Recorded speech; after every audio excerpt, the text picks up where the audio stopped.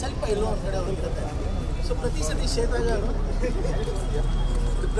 Shake ಆದಾಗ ನಾವು ಒಬ್ರಿಗೊಬ್ರು ಎಕ್ಸ್ಪ್ರೆಷನ್ ಕೊಡ್ತಾ ಇದ್ವಿ. ಈವಾಗ ಲೈಕ್ ಮಾಸ್ಟರ್ ಕೂಲಾಗಿದ್ದರೆ ನಾನು ಕೂಲಾಗಿರ್ತೀನಿ ಅಂತ. ಒಂದು 3-4 ಸತಿ ಬಂಪ್ ಆದಾಗ ನನ್ನ ಎಕ್ಸ್ಪ್ರೆಷನ್ ಚೇಂಜ್ ಆದಾಗ ಅವ್ರ ಎಕ್ಸ್ಪ್ರೆಷನ್ ಇನ್ನೂ ಗಟ್ಟಿಯಾಗೋಯ್ತು. ಅವ್ರಿಗೆ ನೋಡಿ ನಾನು ಸ್ವಲ್ಪ ಟೆನ್ಷನ್ ರಿಲೀಫ್ ಮಾಡ್ಕೊಳ್ಳೋಣ ಅಂತ ಹೇಳೋಷ್ಟರಲ್ಲಿ ಎಲ್ಲರೂ ಹೇಳಿದಾದ್ಮೇಲೆ ಅವ್ರಿಗೆ ಒಂದೇ ಕ್ವೆಶನ್ ಕೇಳ್ದೆ. See that is where I like the Dhruva lot. ಏನು ಅನ್ಸುತ್ತೆ ಧ್ರುವ ಅವ್ರು ನಿಮ್ಗೆ ಅಂದರೆ, master I was not ready to die ಅಂದರು. That is not an easy answer.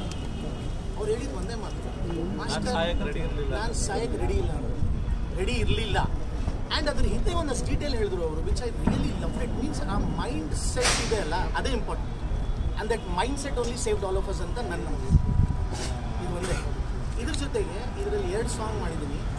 ಸತ್ಯ ಹೆಗ್ಡೆ ಅವರು, ಧ್ರುವ ಸರ್ ಅವರು, ಅರ್ಜುನ್ ಸರ್ ಅವರು, ಉದಯ್ ಸರ್ ಅವರು, 4 ಜನಕ್ಕೂ ಮ್ಯೂಸಿಕಲ್ ಹಿಟ್ ಜರ್ನಿ ಇದೆ. ಎಲ್ಲರೂ ಅವ್ರವ್ರು ಇಂಡಿವಿಜುವಲಿ ಅವ್ರು ಏನೇನು ಸಿನಿಮಾ ಮಾಡಿದ್ದಾರೆ, ನಾನು ಜೊತೆಗೆ ವರ್ಕ್ ಮಾಡಿರೋಬೇಕು.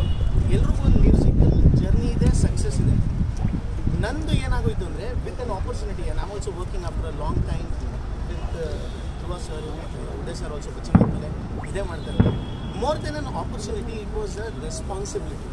ಅಂದರೆ ನಾವು ಯಾವುದೇ ಸಿನಿಮಾ ಮಾಡೋಕ್ಕೆ ಹೋದರೆ ನನ್ನ ಪ್ರೆಸೆನ್ಸ್ನಲ್ಲಿ ಫೀಲ್ ಮಾಡಿಸ್ಬೇಕು ಅನ್ನೋದು ಯಾವತ್ತೂ ಕಾಯ್ತಿರ್ತೀನಿ. ನನಗೆ ಇದಕ್ಕೆ ಹೆಂಗೆ ಡಾಮಿನೇಟ್ ಮಾಡೋಣ ಅನ್ನೋದು ಬರಲ್ಲ, ಬಟ್ ನನ್ನ ಪ್ರೆಸೆನ್ಸ್ ಫೀಲ್ ಮಾಡಬೇಕು. ಆ ಆಪರ್ಚುನಿಟಿ ಜೊತೆ ರೆಸ್ಪಾನ್ಸಿಬಿಲಿಟಿ ಏನು ಬಂತು, ಐ ಆಮ್ ಹ್ಯಾಪಿ.